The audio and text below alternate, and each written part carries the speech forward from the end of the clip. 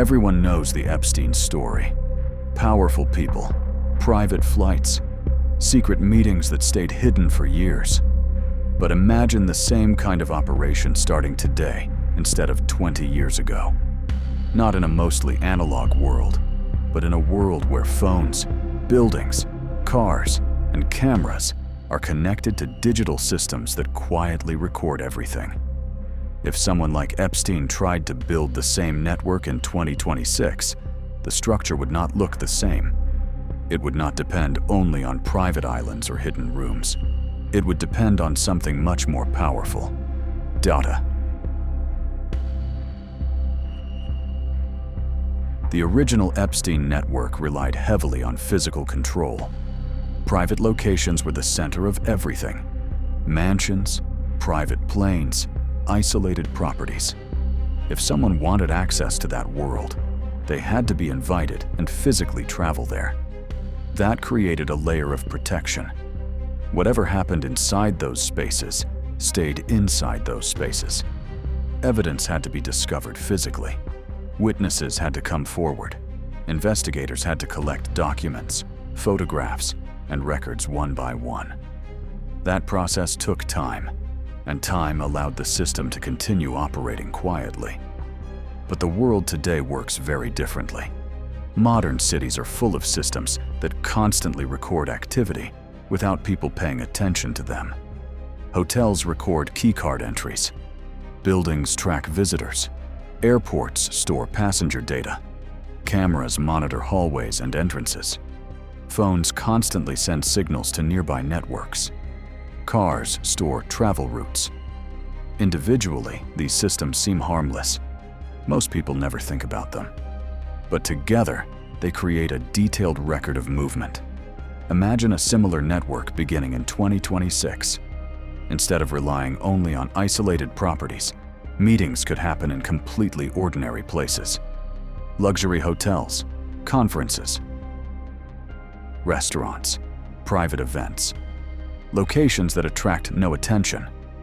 But the difference is that every environment now contains digital systems quietly recording activity. A door opens at a specific time. A device connects to a Wi-Fi network. A car arrives at a location. A camera records someone walking down a hallway. Each event creates a small piece of data. At first, those pieces appear meaningless, but over time, they form patterns. Those patterns reveal something powerful: relationships between people and places. Who meets who? How often they meet? How long they stay? When they return again? Once those patterns exist, they create leverage. In the analog world, leverage depended on physical evidence: photographs, recordings, documents. In the digital world, leverage can come from information itself. Patterns of behavior can reveal more than a single photo ever could. A network built in 2026 would likely understand that controlling information is more important than controlling locations. That changes how the system would operate. Instead of focusing only on secrecy, the system would focus on collecting and organizing information quietly. Messages might move through encrypted communication platforms where conversations disappear automatically. Meetings could be arranged through private digital channels. Files could be stored across cloud servers in multiple countries, protected by layers of encryption. The goal would not simply be to hide information. The goal would be to control access to it. And once information is stored digitally, it becomes extremely difficult to erase. Digital files can be copied instantly. Backups can exist in multiple places at the same time. Even if one server disappears, the information may still exist somewhere else. This creates a system where the archive itself becomes the source of power. A modern Epstein-style network would likely understand the value of digital archives. Over time, the system could collect thousands of small fragments of information: travel records, device connections, building logs, timestamps, communication patterns. Individually, those fragments may look unimportant, but when they are combined, they create a detailed timeline. That timeline shows who was where and when. And once a timeline like that exists, it becomes extremely difficult to deny. The longer the system operates, the more data it collects. The more data it collects, the stronger the leverage becomes. This is where the digital world changes everything. Information grows over time. Every interaction creates another record. Every meeting adds another entry to the archive. Another major difference is speed. The Epstein investigation unfolded slowly across many years. Allegations surfaced gradually. Investigators gathered evidence step by step. But digital information moves much faster.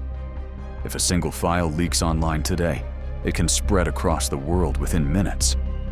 Once information enters digital networks, controlling it becomes almost impossible. That speed changes the risk for everyone involved.